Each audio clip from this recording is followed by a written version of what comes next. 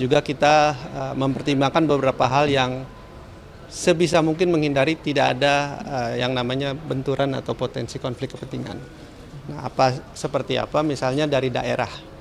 Jadi tidak akan menangani pilkada yang berasal dari daerah hakim yang bersangkutan. Hari ini tanggal 3 Januari 2025 sudah dilakukan registrasi perkara untuk permohonan yang masuk. Jumlahnya itu 309 perkara perselisihan hasil pemilihan kepala daerah. Nah, kalau dirinci itu ada 23 yang gubernur, lalu 49 untuk pemilihan wali kota, dan 237 untuk sengketa atau perselisihan hasil pemilihan bupati dan wakil bupati. Jadi total sekali lagi 309 perkara. Itu jumlahnya nggak sama ya Mas dengan yang didaftarkan gitu? Ya, jadi sebagai penjelasan ada istilah perbedaan antara permohonan dengan perkara. Jadi ketika diajukan itu masih permohonan. Nah, ketika diregistrasi maka berubah menjadi perkara. Maka pertanyaannya kenapa beda? Karena itulah fungsi kita melakukan pemeriksaan berkas. Sehingga ketika kita menemukan misalnya ada calon pemohon yang mengajukan permohonannya itu secara daring dan luring 2 kali, maka kita tidak akan meregistrasi dua-duanya. Pemohonnya sama, kuasa hukumnya sama, maka kita akan registrasi satu saja. Nah, jadi ada beberapa di antaranya yang tidak kita registrasi karena sudah terwakili, apakah dari permohonan online atau dari offline-nya duluan gitu.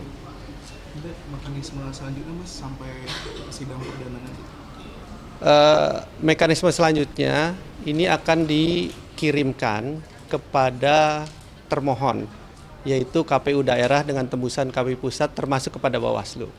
Nah, setelah kita mendapatkan registrasi perkara, maka para pihak yang ingin mengajukan diri menjadi pihak terkait, mereka punya waktu 2 hari kerja sejak diregistrasi. Artinya per hari ini dan besok Sabtu Minggu itu libur, maka hari terakhirnya adalah hari Senin. Nah, dari sana nanti akan ada RPH menentukan apakah mereka akan diterima menjadi pihak terkait atau tidak. Nah, maka nanti sidang pertama itu di tanggal 8 untuk sidang pemeriksaan pendahuluan. Sementara untuk jawaban dan keterangan dari pihak terkait itu nanti diajukannya 1 hari kerja sebelum pemeriksaan sidang berikutnya. Jadi mereka bisa hadir dulu, mendengarkan apa saja yang menjadi dalil-dalil atau argumentasi permohonan. Setelah itu mereka bisa mempersiapkan secara matang. Sidang Itu. panel ya Mas? Betul, sidangnya sidang panel. Kita akan bagi menjadi 3 panel. 1 panel terdiri dari 3 hakim. Dan untuk hakim-hakimnya itu masih sama dengan komposisi panel hakim pada saat penyelesaian sengketa pemilu legislatif. Jadi bisa dicek nanti siapa saja di panel 1, 3 orang, lalu panel 2 dan panel 3. Kenapa 3 panel? Karena jumlah perkaranya kan banyak.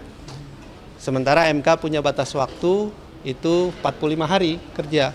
Sehingga kalau kita tidak gunakan panel secara paralel, mungkin khawatirnya tidak terkejar. Jadi pengalaman panjang MK itu sudah mempersiapkan sedemikian rupa.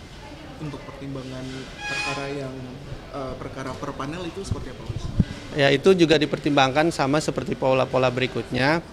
Tentu dengan komposisi jumlah yang sama supaya proporsional, tidak ada yang terlalu kemudian bertumpuk perkaranya.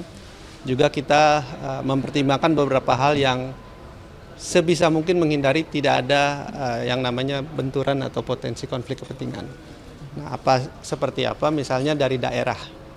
Jadi tidak akan menangani pilkada yang berasal dari daerah hakim yang bersangkutan. Itu ya. Ya, cukup? Nah, nanti kalau ada lagi boleh ditanyain. Cukup ya. Hari ini tanggal 3 Januari 2025 sudah dilakukan registrasi perkara untuk permohonan yang masuk. Jumlahnya itu 309 perkara perselisihan hasil pemilihan kepala daerah. Nah, kalau dirinci itu ada 23 yang gubernur, lalu 49 untuk pemilihan wali kota, dan 237 untuk sengketa atau perselisihan hasil pemilihan bupati dan wakil bupati. Jadi total sekali lagi 309 perkara.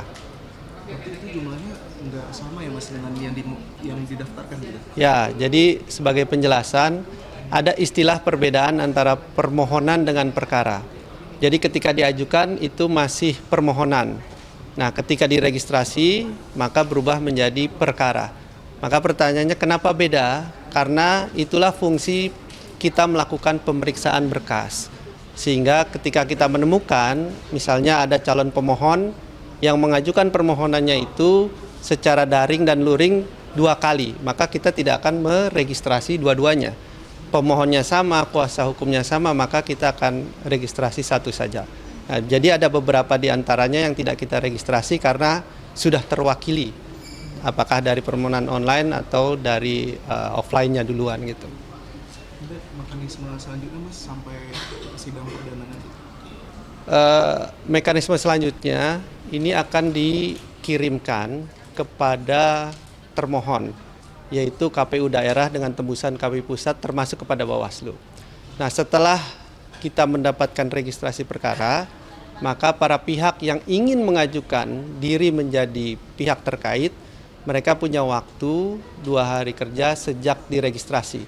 Artinya per hari ini dan besok Sabtu Minggu itu libur, maka hari terakhirnya adalah hari Senin.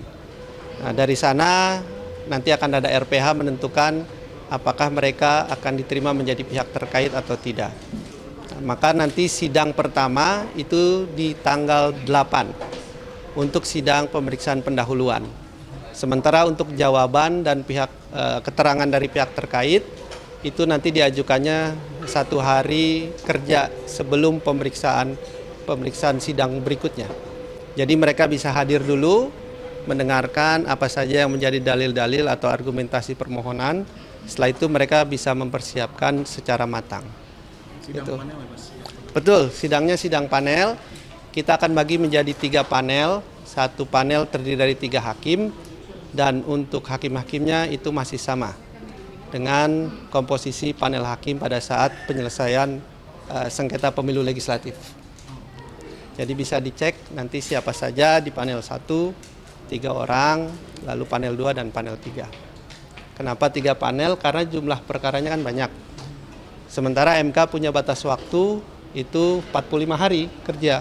Sehingga kalau kita tidak gunakan panel secara paralel, mungkin khawatirnya tidak terkejar. Jadi pengalaman panjang MK itu sudah mempersiapkan sedemikian rupa. Untuk pertimbangan perkara per panel itu seperti apa Mas? Ya, itu juga dipertimbangkan sama seperti pola-pola berikutnya. Tentu dengan komposisi jumlah yang sama supaya proporsional, tidak ada yang terlalu kemudian bertumpuk perkaranya. Juga kita mempertimbangkan beberapa hal yang sebisa mungkin menghindari tidak ada yang namanya benturan atau potensi konflik kepentingan. Nah, seperti apa? Misalnya dari daerah. Jadi tidak akan menangani pilkada yang berasal dari daerah hakim yang bersangkutan.